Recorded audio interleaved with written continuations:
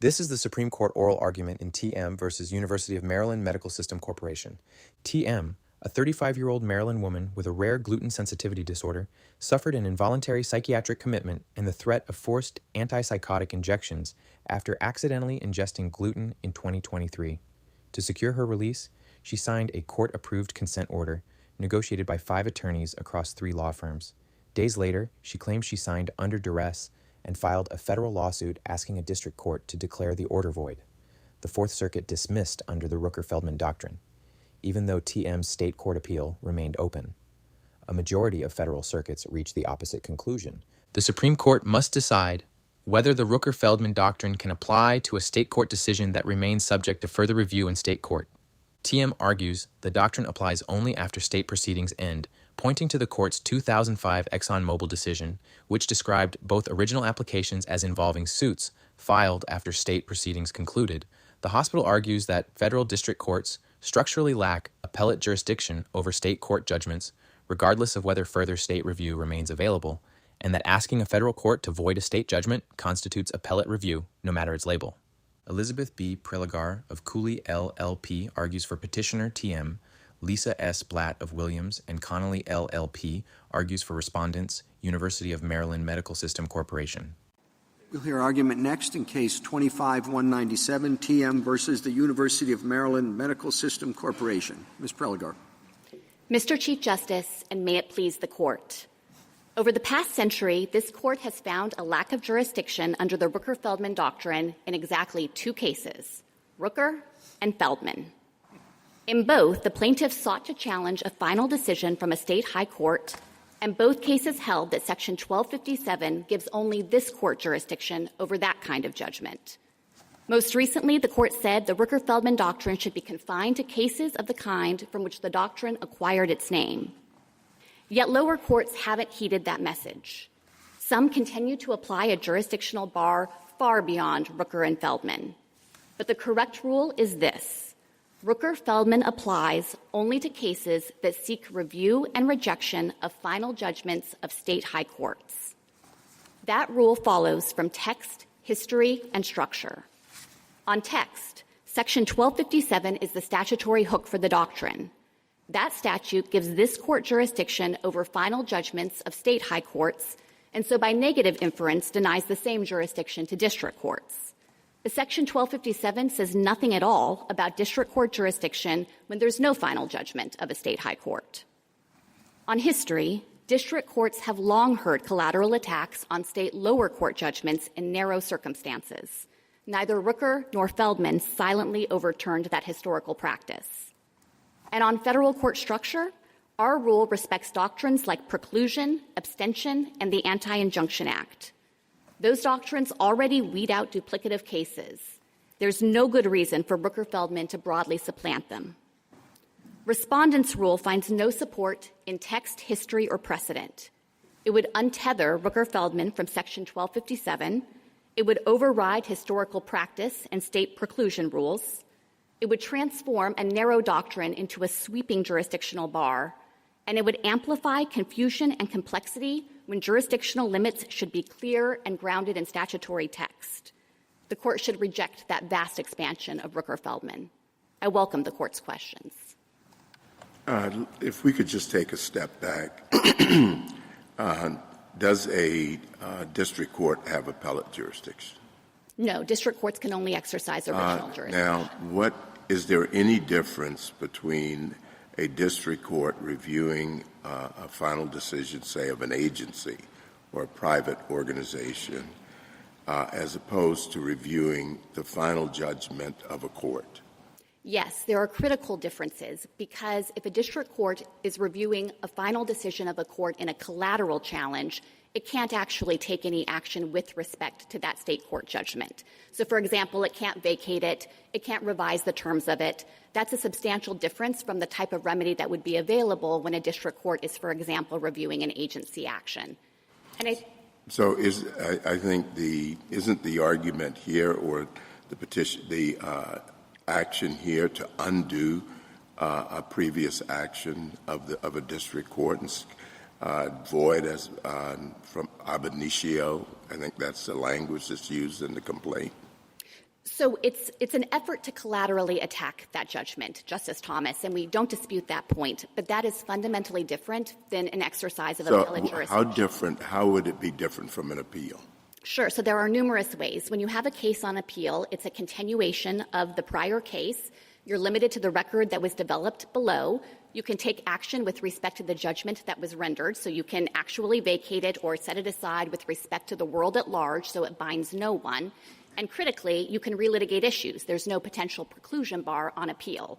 And in all of those respects, a collateral attack is different. It's a new case. It's not a continuation of the prior case. The record isn't formally transferred over. You can take new evidence and adjudicate the issue. You cannot actually take any action to vacate that judgment or do anything other than declare the rights of the parties before you. So the most we could get in a collateral challenge is a declaration or an injunction that prevents enforcement by the parties named in the federal case, but it wouldn't wipe the decision off the books.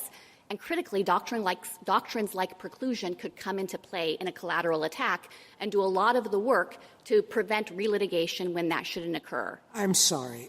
Tell me what the value is to having a federal district court and a state appellate court simultaneously reviewing a state court judgment.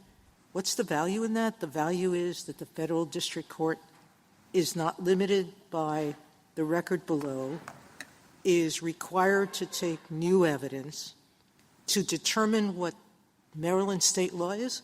Because as I look at as the complaint here, you brought a federal due process claim, but you rely primarily on Maryland state law. You're asking us in an action to decide whether there was duress as defined by Maryland state law, whether the Maryland Declaration of Rights gives any rights to the plaintiff that were violated, and you are asking for the consent order to be declared void and unenforceable. So I don't understand why that's more valuable to separation of powers questions as in terms of how we respect state law judgments. So I think there are two principal values here, Justice Sotomayor. One is the fact that we have a dual system of state and federal courts. And so as Chief Judge Sutton said in the Vanderkott case, it's a national litigation reality that frequently there will be parallel litigation considering precisely the same issue. But yes, that's when there hasn't been an attack on a state court judgment, because you're not relitigating the rights, the federal and state rights that issue. You're asking us just to exercise appellate jurisdiction. You dropped all of the cases that were parallel to the state case, correct?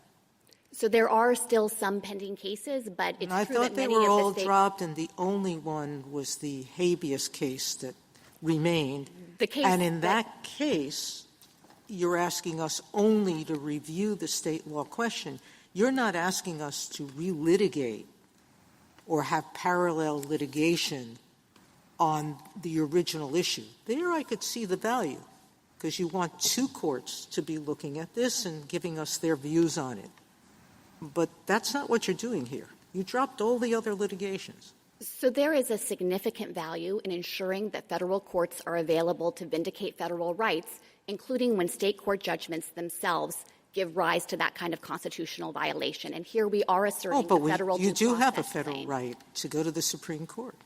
And what Congress recognized in creating jurisdiction under 1331 and 1343, this was part of the 1871 Civil Rights Act. The civil rights jurisdiction was vested in the district court's original jurisdiction, is that all too often those federal rights were being denied, including in state court. So Congress went in with its eyes open to the idea that these grants of federal jurisdiction would provide an opportunity for litigants who were not able to achieve justice in state courts, including through state court judgments themselves that violated constitutional rights, to come Now, to a federal forum. The states who have agreed with you that it's only final judgments that Rooker-Feldman apply to, they're not really limiting themselves to 1257. They are saying if they're defining final judgment in very different ways. If a final judgment has been rendered by the state appellate courts if the state action has reached a point where neither party seeks further action. For instance, the losing party allows the time for appeal to expire, and if the state court proceedings have finally resolved all the federal questions in the litigation, but state law or purely factual limits remain. That's not anything covered by 1257. It's broader than 1257.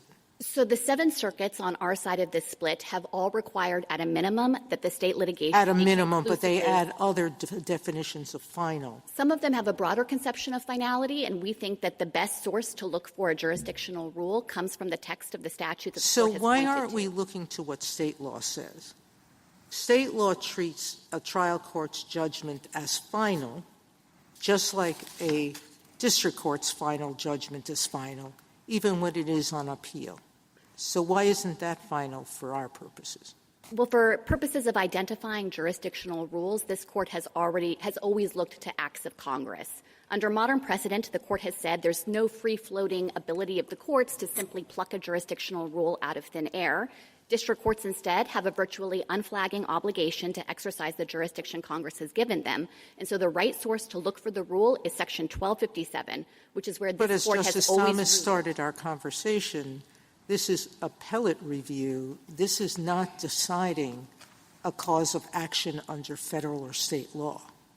So let me try to be directly responsive to that, because I think it's not remotely possible to characterize the Rooker-Feldman doctrine as suggesting that all collateral attacks are automatically an exercise of impermissible appellate review. For one thing, that would make Section 1257 entirely irrelevant to the analysis, because as I said to Justice Thomas, we of course concede that district courts can only exercise original jurisdiction. If in fact a collateral attack was an impermissible appeal, you don't have to consult 1257 at all. But that runs counter to this court's repeated recognition, including in Exxon, that Section 1257 is the doctrinal foundation for where the Rooker-Feldman rule comes from. You mentioned Exxon, and of course Judge Heitens put emphasis on the sentence in Exxon, the "we hold" sentence, that did not articulate the rule in the way you do it today. So I guess my question, to pick up on Justice Sotomayor's questions, is why not stick with what we said in the "we hold" sentence in Exxon, given that it would be problematic to have federal and state court parallel litigation to increase it. As you rightly said, there is federal and state court parallel litigation, but why add to it unnecessarily? Why not just stick to the "we hold" sentence and be done with it? Again, if we were starting anew, maybe your position would have more force, but given what we said in Exxon and given what Justice Sotomayor raised, it's just a question.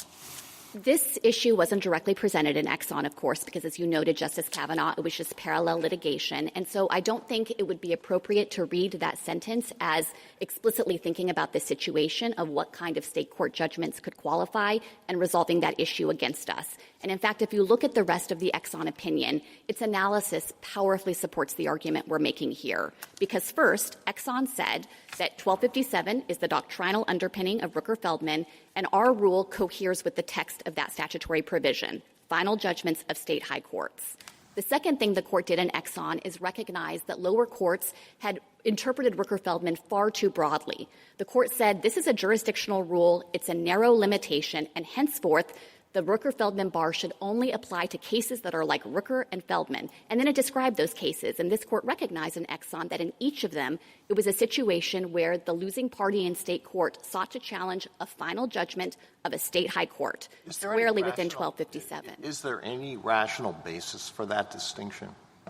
Yes, I think the rational basis comes from the text of Section 1257. From 1257, but suppose I don't think that Rooker-Feldman is based exclusively on 1257, but is based in part and perhaps primarily on the fact that district courts are not appellate courts. Then what? So I think that at that point, it would be necessary to look not only at Section 1257, but also to consult history. One of the reasons why I think it's not appropriate to understand Rooker-Feldman to say that all collateral attacks are inevitably impermissible appeals is because we have a long history and tradition in this nation of federal courts exercising their original jurisdiction to consider that kind of attack when it's on a lower court judgment. We cite at page 11 of our reply brief Smith versus Apple, Simon versus Southern Railway, Wells Fargo versus Taylor. In Smith versus Apple, this court specifically recognized that the district court had jurisdiction to consider the collateral attack on the state court judgment. It's just that there were other doctrines there, the Anti-Injunction Act, that barred a remedy. Well, reading between the lines, I take your real position to be that Rooker-Feldman ought to be overruled, and maybe there are members of the court who would like to do that, but that's not before us here, right?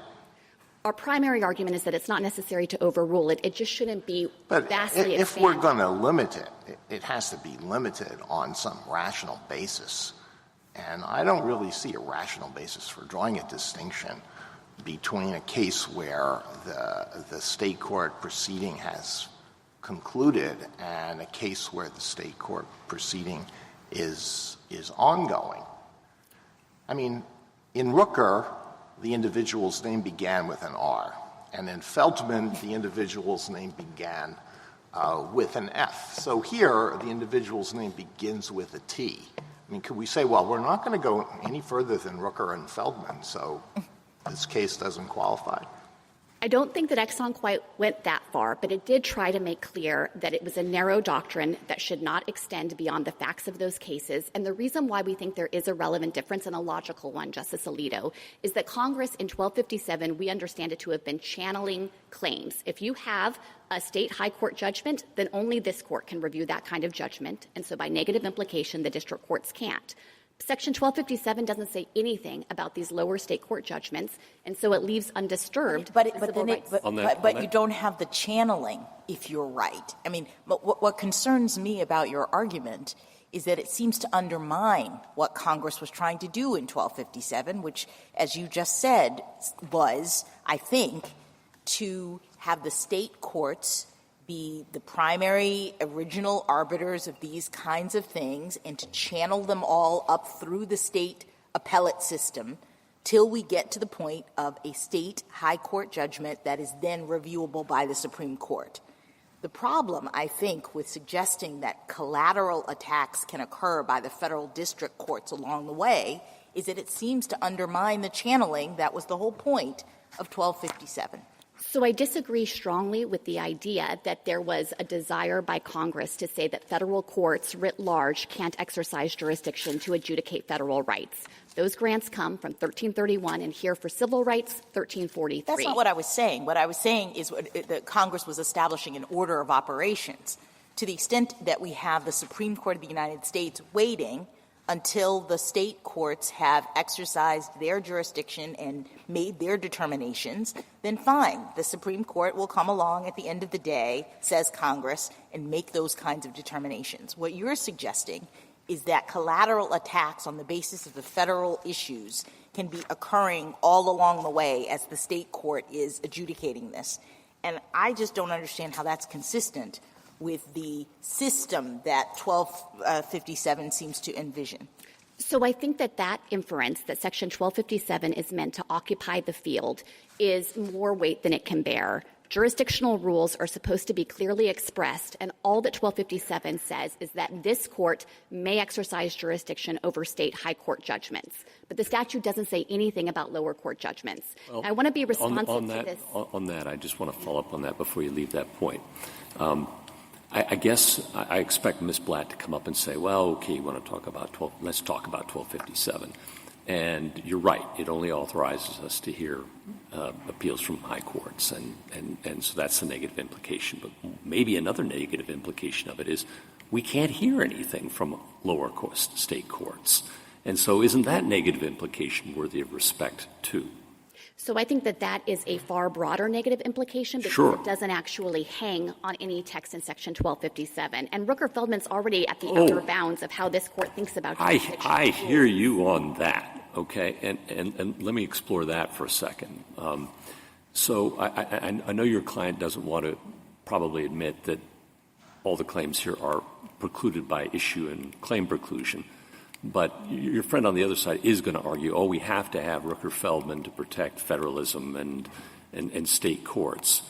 But would you concede that artful pleading can't get around issue and claim preclusion principles? Yes, exactly. And it's an important point, Justice Gorsuch, because a lot of the concerns that have been raised about collateral attacks or having federal courts come in and regularly superintend state courts are directly addressed by preclusion doctrine and by the Anti-Injunction Act in many cases. And there's always abstention doctrines as well as a backdrop. Why are those I'm sorry. Sorry, just a few more. I'm almost done. And then the weird thing about Rooker-Feldman is it strips us of jurisdiction to even consider those kinds of questions. That's right, and it actually runs counter to federalism values insofar as it does so, because under the Full Faith and Credit Act, federal courts have to apply state law rules of preclusion. So that's a gauntlet you have to run. And some of those are going to be apply to lower courts. Some are going to have to wait till they're all different. Exactly, and it's only a very narrow circumstance where you can raise this kind of collateral attack to a state law judgment. There's a preclusion principle called the collateral attack rule. Maryland recognizes it, and it generally bars collateral attacks like this one with only very limited exceptions that are reflected in the restatement second of judgment, 69 and 70. The last one, and then I'm done.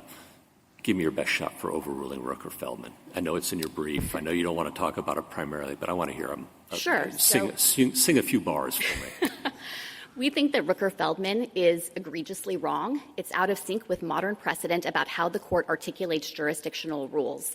District courts are supposed to exercise the jurisdiction that Congress gives them, and the court doesn't have a free-floating judge-made power to take away jurisdiction where it exists. So the relevant place to look is in statutory text. And if you look at Section 1257, all it does is say that this court may exercise jurisdiction. It doesn't say that district courts are forbidden from doing so. That's even with respect to the category of judgments this court can review. I'm sorry, Justice Kagan. No.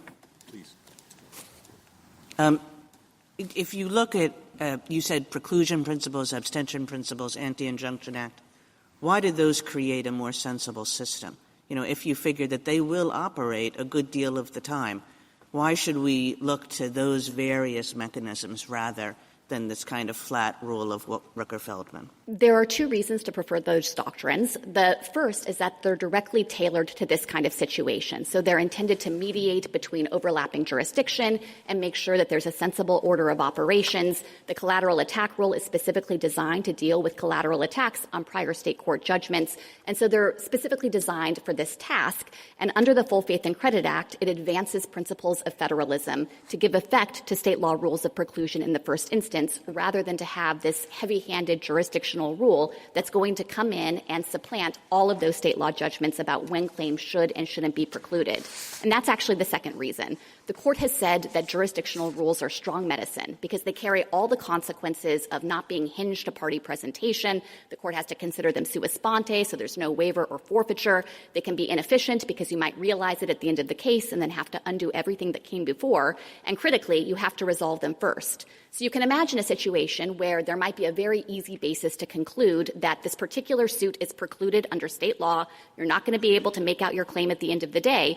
But the Rooker-Feldman issue is quite complicated, and it has confounded the lower courts in thinking about exactly what it means to review and reject a state court judgment and when it qualifies. And in every case, there are a lot of things that have confounded the lower courts on Rooker-Feldman, but I'm not sure that this question necessarily is one of them. And I can understand a point of view that says, like, look, what we said in Exxon was this far and no further, and we're tired of this. But Justice Alito also has a point that to sort of, draw the line here is it's not what's created the confusion, really, is this line. So I agree that our rule is not going to totally clear up all the confusion in the lower courts, but I think it's going to go a long way towards solving part of the problem.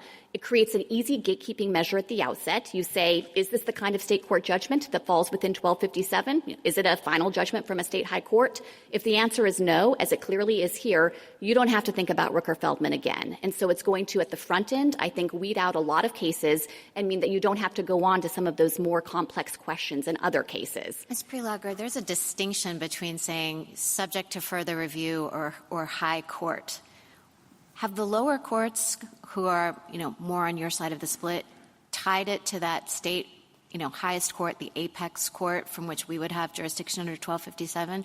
Or have they said kind of this line subject to further review, like appellate proceedings are ongoing? Which is your situation here? So they have, many of them, adopted a view that if the state proceedings have ended conclusively, for example, you failed to seek review from the state high court, then it's possible that Rooker-Feldman can apply.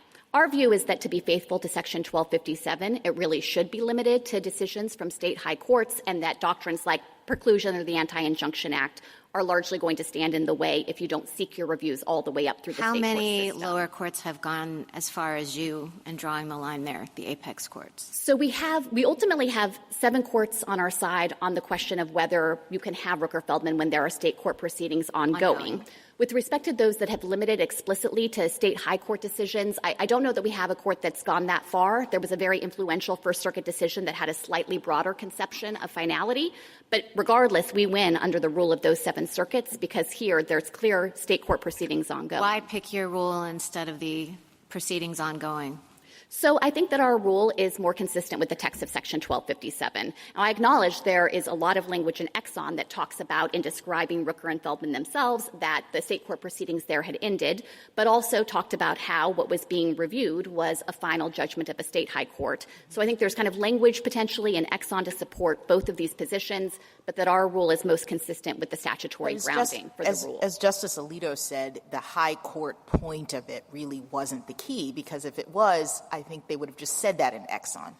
I mean, no one briefed it, Justice Jackson. It just wasn't relevant in Exxon because there wasn't any state court judgment at all. So I think, to put myself in the shoes of the court at that moment, they might not have been thinking about this follow-on question. But the clear import of Exxon is this doctrine has been wildly expanded in the lower courts, and that shouldn't happen anymore. And we're seeing a repetition of that now with the lower courts consistently bringing up Rooker-Feldman in cases that we think are far afield from the facts of those cases. Why is it fair to assume from 1257, which, as you've said, says that no federal court can review judgments from the highest court other than the Supreme Court? Why does that necessarily mean that federal district courts can review state court judgments from lower courts? I just see this as an enormous leap. I'm sorry, Mr. Chief Justice, can I keep going? Sure. I see that as an enormous leap, and I'm just trying to understand your assuming that. Of course. So our argument is not that the district court jurisdiction comes from 1257. It's that it comes from 1331 and 1343. Those are broad grants of federal question jurisdiction and civil rights jurisdiction, and here we're raising a federal question in a 1983 claim. Then the question becomes, does Section 1257 do anything to withdraw part of that jurisdiction? That's how the court put it in Exxon. It said what Rooker-Feldman does is it operates by negative inference from 1257 to take away from district courts claims that they are otherwise empowered to adjudicate. So I think that's how you get to our rule. The text of Section 1257 withdraws only jurisdiction over final judgments from state high courts based on this inference that those judgments are given to this court alone to review. Thank you, counsel. Justice Thomas. Justice Alito. You didn't mention to Justice Barrett Feldman footnote 16, which you call dicta, but whether it's dicta or not, it does say that your limitation to final decisions on the legal issues is not necessary. No, I think that footnote's consistent with our position. It's hypothesizing a situation where you do have a final judgment from a state high court. That's our rule. And that footnote was directed to a situation where the federal question hadn't been raised. And what the footnote said is in that situation, Rooker-Feldman can still operate as a bar. But that's consistent with our rule. But because they could have relied on issue preclusion or claim preclusion principles, but they didn't. They said that Rooker-Feldman could still apply. Because I think that they were drawing the inference from Section 1257 that even if there might be other reasons this court doesn't grant cert, maybe there's no Article III standing from the petitioner if it came up in state court, or maybe there's an adequate and independent state ground, that's not enough to conclude that there's no Rooker-Feldman bar. But the absolute indispensable requirement, which was present in footnote 16, is final judgment of a state high court. And I want to touch on this idea of preclusion, Justice Sotomayor, because you have asked about why it would make sense to have collateral review. Again, we think that there is going to be a real narrowing of the opportunities for collateral attack under those preclusion principles, but it's important in situations to have access to a federal court where it can apply those state laws of decision. And having a jurisdictional bar come in at the outset is going to displace all of that analysis. Justice Kagan? And what do you make, Ms. Prelogar, of the references to 1331? 1257 is obviously the predominant rationale, but going back to Rooker and then in Verizon Medicaid, there's a sentence that's then quoted in Exxon itself, which suggests that there's this sort of second rationale for it, which is based more on 1331 and the difference between original and appellate jurisdiction. Now, if you thought that that was the rationale, presumably you wouldn't need 1257, so why bother talking about that? But it is a little bit odd, right, that in addition to the 1257 language, there's this second strain, if you will, which focuses more on 1331. So I have been rereading and reading those sentences about appellate jurisdiction, and I think maybe what the court was aiming at in that language is the idea that you do need to have a litigant seeking review and rejection of a state court judgment. So something that's kind of akin to appellate-like review, or the court has said in substance, something that looks similar to what you might get on appellate review. And maybe that language was meant to codify this separate requirement for Rooker-Feldman to apply, that you be seeking to actually have that review and rejection. But I think it's not tenable to read those stray sentences as instead suggesting that a collateral attack is automatically appeal, because that would be inconsistent with the Section 1257 rationale, as you just articulated. It would also be flatly inconsistent with history. There are any number of occasions when federal district courts have entertained collateral attacks on state court judgments. That's never been thought of as an impermissible appeal. The same can be true with federal judgments. Sometimes federal courts are asked to review collateral attacks on pre-existing federal court judgments. No one says that Rooker-Feldman could come into operation there or that that's an appeal. And it's also just inconsistent with the actual reality, because there are so many differences between appeals and between collateral attacks, both with respect to the remedy you can get and with respect to the application of preclusion doctrine. Thank you. Justice Gorsuch? Yeah, I've never really understood that rationale, the appeal rationale, because litigants are sometimes vexatious. Now, I'm not accusing your client of that. But they repeat suits all the time, sometimes in the same state court, sometimes in a different state court, sometimes in a federal district court, sometimes between two federal district courts, sometimes between two federal district courts in two different states. And all of those we handle under preclusion, and we don't accuse the court, the second court, of exercising any kind of appellate review over the first court. Help me. That's exactly right. And it just demonstrates that there's no need to have a dramatically expanded domain for Rooker-Feldman to deal with concerns about managing competing or overlapping litigation or parallel disputes like that. Claim preclusion is going to knock out a lot of those cases, because if you could have raised the claim in the prior suit, then you can't raise it here. Issue preclusion, if it's actually litigated, is likewise going to operate to prevent relitigation of some of the issues that were actually decided.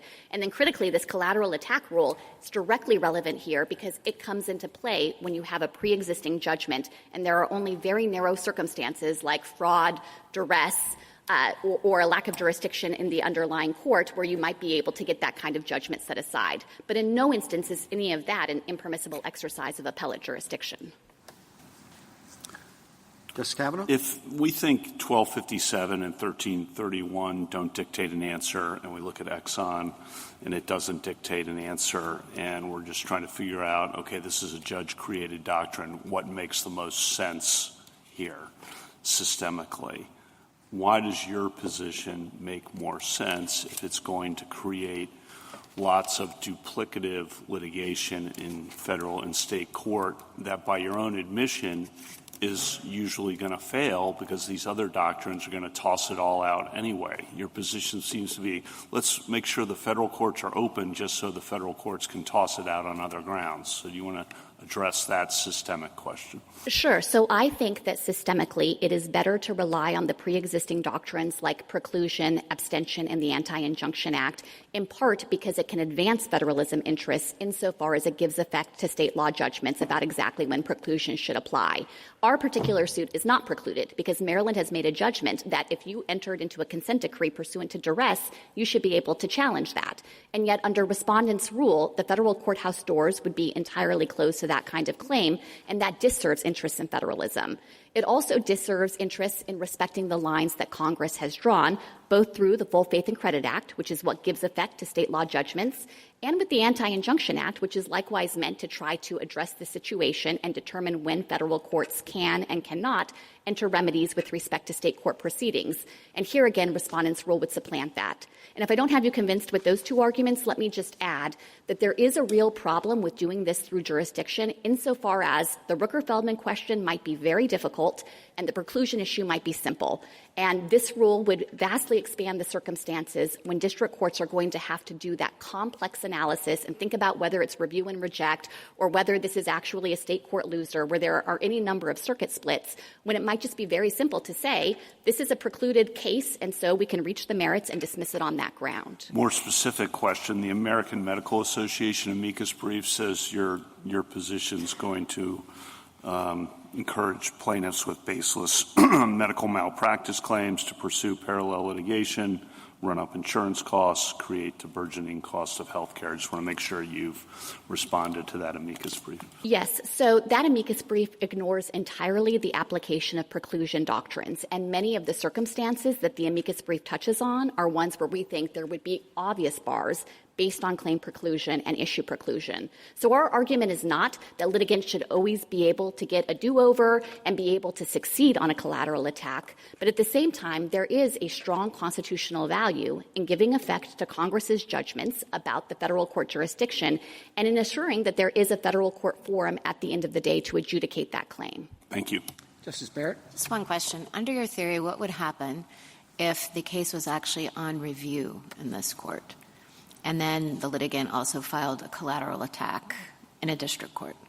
So I think that at that point, if it's actually on review in this court, then it's a final judgment from a state high court, and therefore the collateral attack couldn't go forward under Rooker-Feldman because that is the kind of state high court judgment that we agree, under the reasoning in those cases, creates the bar. Sorry, I guess I should have meant like your real view that Rooker-Feldman is wrong.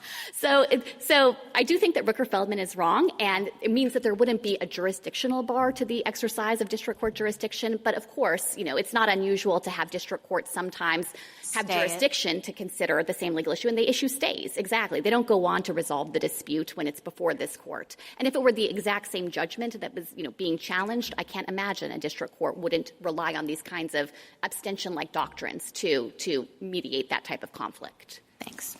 Justice Jackson? So I guess I think that the answer in this case may actually rely on or relate to what we think the real purpose of the Rooker-Feldman doctrine is.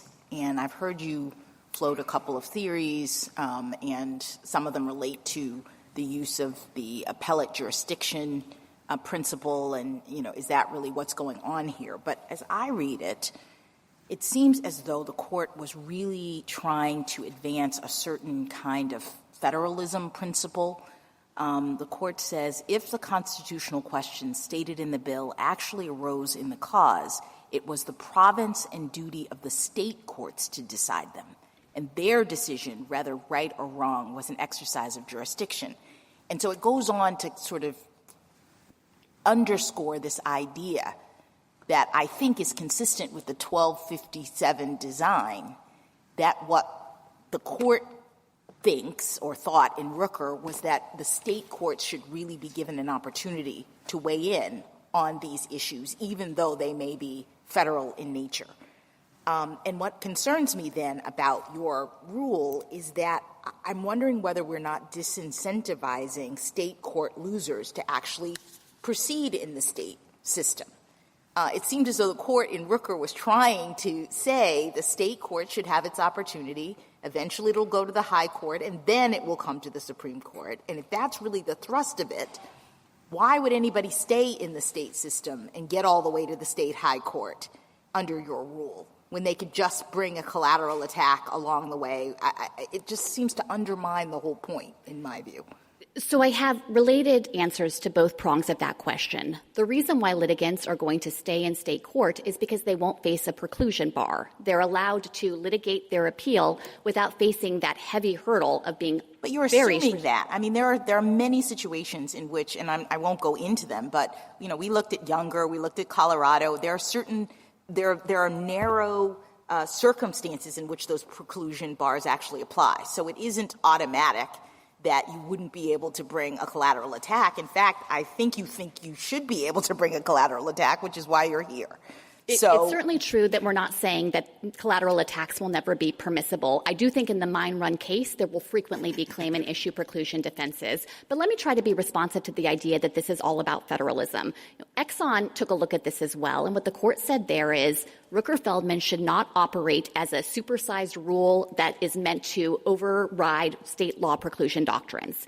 Instead, it has a very limited and cabined focus that's tied to Section 1257 and tied to the facts of Rooker and Feldman themselves. And it's not meant to be this kind of one-size-fits-all solution to potentially duplicative or parallel litigation and the problems that can ensue with that. So, and as I've mentioned before, I think from the federalism standpoint, there really is a value in giving effect to those state law rules of decision. Except if you're a state law, you admit that the state court loser, by the time they get to the high court, Rooker-Feldman applies.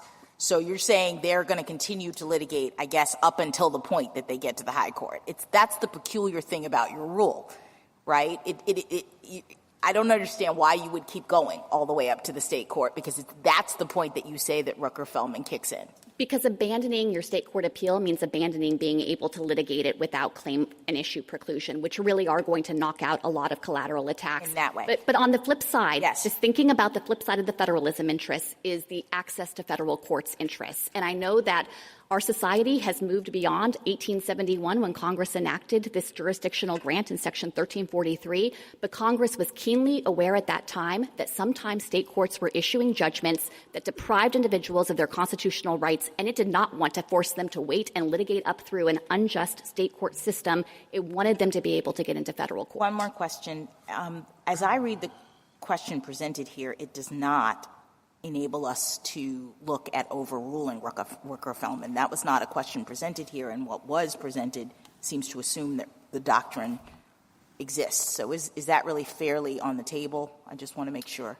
So our primary argument, of course, is that the court should not extend Rooker-Feldman beyond state high court judgments, and the court could simply say Rooker and Feldman involved final judgments of state high courts. That's what Section 1257 refers to. No, I understand. I'm talking about the overruling that came up earlier. That's not in the question presented here, correct? So there have been occasions, like in Dobbs, where whether to overrule Roe and Casey was not in the question presented. Citizens United is another example of that. So the court has sometimes, when it's delved into a doctrine, decided that it makes sense to reconsider precedent.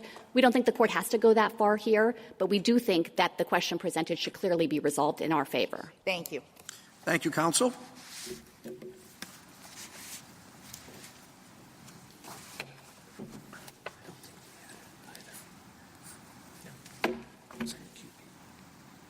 Ms. Blatt.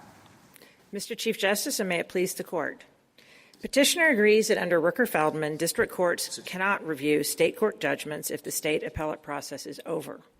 But Petitioner submits that they can review them if the state appellate process is ongoing. Well, that's backwards. The failure to exhaust the state appellate process makes federal intervention worse, not better. Just like in Rooker and Feldman, both 1331 and 1257 bar this suit. As Exxon explains, 1331 grants strictly original, not appellate jurisdiction. Petitioner gives no reason why suits seeking to review and reject state trial court judgments are any less appellate than identical suits challenging state high court judgments. 1257 confirms there's no jurisdiction here. 1257 gives this court appellate jurisdiction over state high court judgments. Petitioner claims that when this court lacks discretionary appellate jurisdiction under 1257, district courts have mandatory original jurisdiction under 1331. Well, that also makes no sense. 1257 stands for two principles. First, Congress channeled all review of state court judgments to this court. And second, Congress wanted no federal review of state court judgments until the state's highest court has had the opportunity to correct any errors. Petitioner's rule flouts that scheme and damages the integrity of the state appellate process. Like Petitioner, litigants could jettison state court appeals and invoke the mandatory jurisdiction of 94 district courts to invalidate state court judgments. I welcome questions. But Petitioner's argument is that, fine, you have the appellate process, but you also have a collateral attack process, and they're both legitimate, and they can take place simultaneously. How would you respond to that argument? Well, I would respond to it in three ways. I mean, that was exactly the dissent in Feldman, and the court obviously did not care what Justice Stevens thought or just disagreed with them. Second, in Exxon, footnote 8 says it went and supported our view that said 2254, which authorized collateral attacks, shows that Congress by statute knows how to authorize collateral review of state court judgments. And even there, it seems beyond obvious to point out that 1254 requires exhaustion. So the one time that Congress authorized collateral attacks, it said you had to exhaust state court appeals. Third, we know of no case, and they don't cite any, that says 1331 allows review and rejection of state court judgments. All the cases they cite, and which my other side just said, were all before Rooker. Only one was after Rooker that didn't have anything to do with the question presented. All were before Feldman, Exxon, Verizon, Reed, Lance, and Skinner, that all said that district courts lack authority to review state court judgments. So I guess our view is, unless you got a statute, there's no such thing as collateral review of state court judgments, and that's under 1254. Counsel, would you answer the question some of my colleagues have asked? Why not relying on preclusion and those sorts of doctrines is a better course than just relying on Rooker-Feldman? And number two, this is a case where the plaintiff could have continued with her state court appeal but put it on stay, correct? Correct. So there is a motive to get out of that state court appeal and come here instead, correct? Right. Well, let me just say a couple things about preclusion. I find it highly ironic that Petitioner wants to rely on preclusion in a case where it's conceded preclusion doesn't apply. Preclusion only applies, as my friend said, when the issue has been litigated or could have been litigated. Here, there's a direct challenge to the consent decree that could not have been litigated. It's seeking to void and invalidate it. So like then Judge Rushing said, and we quoted her article both in our brief in opposition and in our red brief on page 40, she comments that the highest time when you need Rooker-Feldman is this kind of case, where preclusion doesn't apply because you're directly challenging, taking a direct review of the state court judgment. And when you don't have preclusion, Rooker-Feldman is absolutely essential to protect the integrity of the state appellate process. The other thing I would say about sort of that's related to this, it's also ironic about this, whatever this is on federal civil rights. She filed 3 federal cases here. This is one that was a direct challenge, but she filed 2 others. One was a due process federal court challenge that was before the consent decree was ever filed. She also filed a federal civil rights lawsuit, as the Fourth Circuit noticed just saying that this violated her federal rights under the ADA and the Rehab Act. And that was, Rooker-Feldman didn't get raised. It was not, dismissed on jurisdictional grounds. It was dismissed on the merits. So as the Fourth Circuit said, you can bring federal lawsuits. You just can't do what this litigant did with the very facts of Rooker, seek to declare a state court judgment void, seek to declare it void ab initio, and seek to enjoin the enforcement. So although Rooker-Feldman almost may never apply, it happens to apply and should apply on the facts of this case. Ms. Blatt, if I look at Exxon, and this was by a unanimous court, and by, I'm just going to say the court's leading proceduralist, Exxon clearly said, we're stuck with Rooker-Feldman, but we sure don't have to expand Rooker-Feldman, and this is the end of it. And whatever you might say about this particular rule, if we issue a decision that goes your way, we are basically saying, forget Exxon. It wasn't the end of it. Rooker-Feldman is alive and well. And in the context of what's happening in the circuit courts, it seems like a very odd message for this court to be sending in light of Exxon and in light of what I think, if you read Judge Sutton's opinion and say yes, yes, yes, and then we issue a decision that says what you want us to say, where would that get us? Well, let me start with Judge Sutton, and then we'll go back to Exxon, and then we'll talk about the confusion. I'm just going to read from Judge Sutton's latest opinion, the HPIL.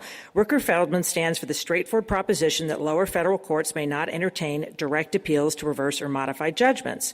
At the very end of his opinion, he cites Rooker and notes that seeking to void a state court judgment is an appeal because it attempts to directly reverse state court judgments. He's talking about, he never refers to the highest court. He's talking about a direct appeal.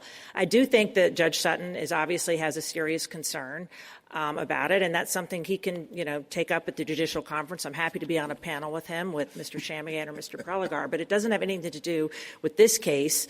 All those issues could rely on the state's highest court judgment. And on Justice Ginsburg, I guess I was asking a broader question. Like, even if I accept what you just said, that it doesn't have anything to do with this case, to rule your way in this case sends a much broader message about what Rooker-Feldman is about and how far courts should do what they're doing, which is applying it in a variety of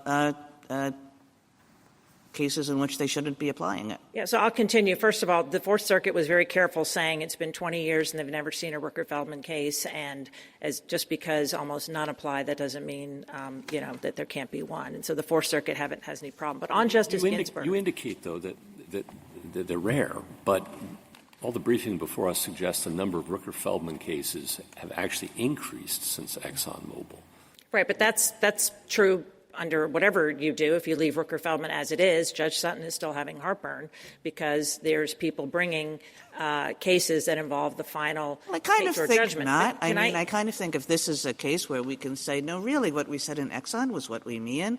Rooker and Feldman confined to their particular facts, but no further, then maybe the second time around, courts will get the message. So, no, and again, let's talk about Exxon and then the three subsequent cases. Justice Ginsburg, before she issues a holding, which, as Justice Kavanaugh said nothing about state court judgment. She's a very careful writer, and I know, presumably. It wasn't in the case. There would have been no reason to address this. Yeah, but I'm going to still read what she said, if that's okay. She said, federal district courts are empowered to exercise original, not appellate jurisdiction. Rooker-Feldman's complaint essentially invited federal courts of first instance to review and reject unfavorable state court judgments. And then she ends all the stuff that you just cited. It ends with the paragraph that cited Verizon, which you already quoted. So that's on page 291. And the last sentence is, Rooker-Feldman doctrine recognizes 1331 as a grant of original jurisdiction, does not authorize district courts to exercise appellate jurisdiction over state court judgments. And if I can say now three, if we care about precedent, I'm going to give you three post-Exxon precedent. This one was an opinion by Justice Kavanaugh in Reed v. Gertz 2 terms ago. Rooker-Feldman prevents federal courts from adjudicating cases brought by state court losers challenging state court judgments. And that opinion cites Skinner versus Switzer. State court decisions are not reviewable by lower federal courts. And then we have Switzer itself says you can't have review and rejection of state court judgments. Lance, which is my favorite case, says Rooker-Feldman, in effect, the parties there are seeking to take an appeal of an unfavorable state court decision. And I guess I'll go back to my opening. There is no distinction. So all these cases, you might call it sloppy reasoning, but holding is, Exxon says we hold today, and it's not limited. When you've described Rooker-Feldman, you haven't limited it to state court judgments, and Petitioner gives you no reason why it's any less appellate when you invalidate the judgment issued by a state trial court. Well, but the reason is that the primary rationale for the doctrine has always been 1257, which doesn't apply to this case. And there's a few strands of, 1331 language that floats around, but it's basically a 1257 rule, and 1257 suggests that we should draw the line in exactly where your friend says to draw it.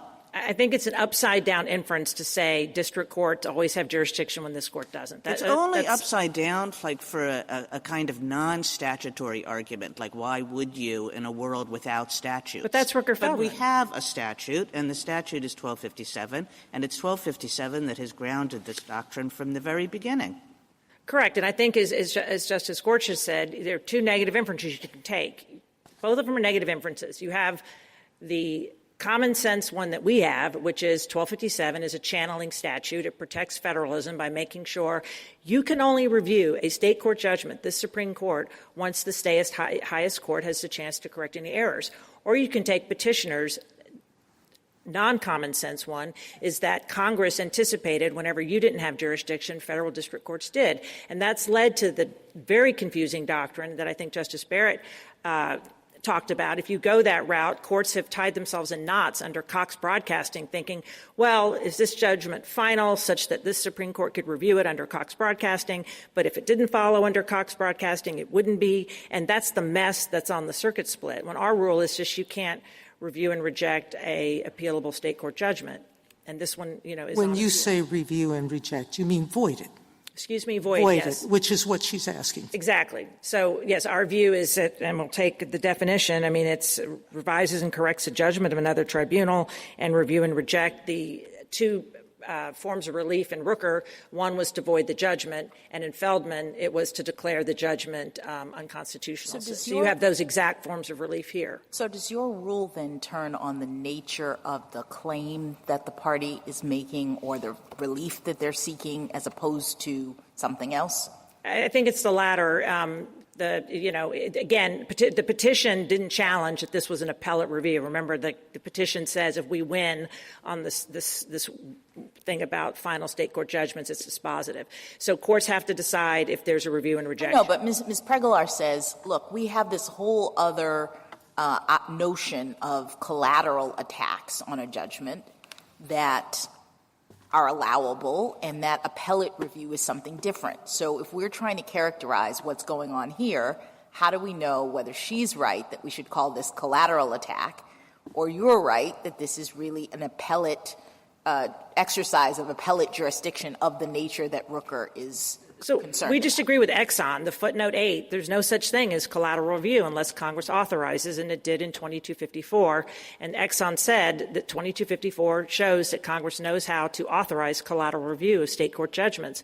But if it's review and rejection of a state court judgment, that's an exercise of appellate jurisdiction. And I think I just read you, the 5 sentences that say when you are you're outside of 1331, and you're into appellate land when you're seeking to review and reject a state court judgment. And we don't even think you have to get into this because the petition, the Fourth Circuit on pages 8A, 9A, 12A, and 13A explained that this was review and rejection and appeal of a state court judgment. The petition didn't even challenge it, said not one whit in the entire petition that went through that, and then came up with it on its opening brief that this is a collateral review. But if you want to decide that, I would say you decided that in Exxon.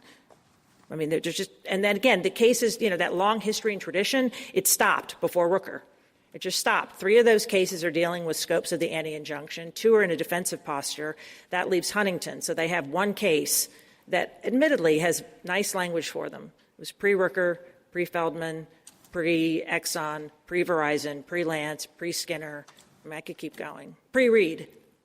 So their long history and tradition is one case from 1900. That's old. That's really old.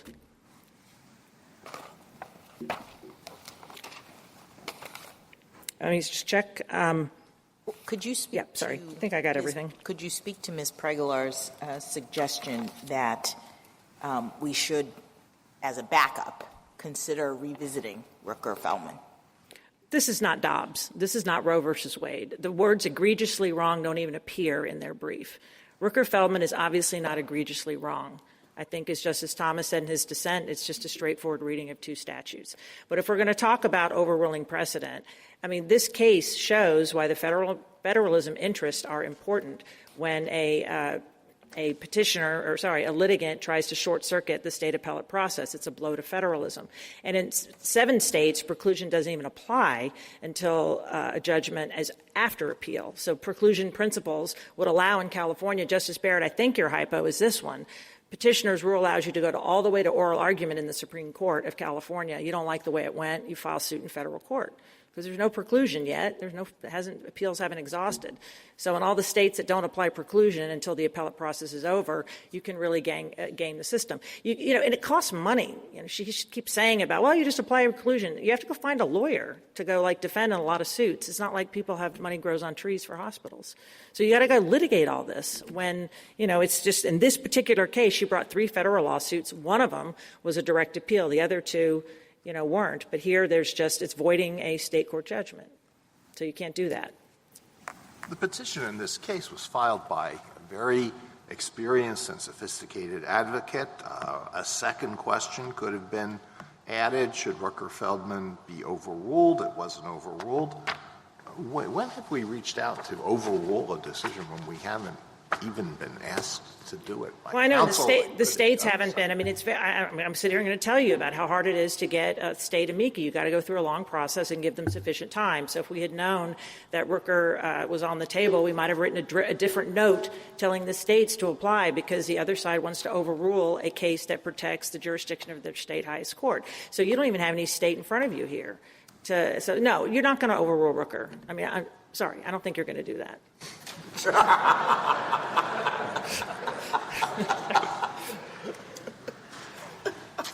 Not in an April case. Not happening. Don't dare my colleagues. Okay. I'm sorry. A little too much. I'm all yours. Anything further on the right here? Anything further? No? Thank you, counsel. Rebuttal, Ms. Prelogar.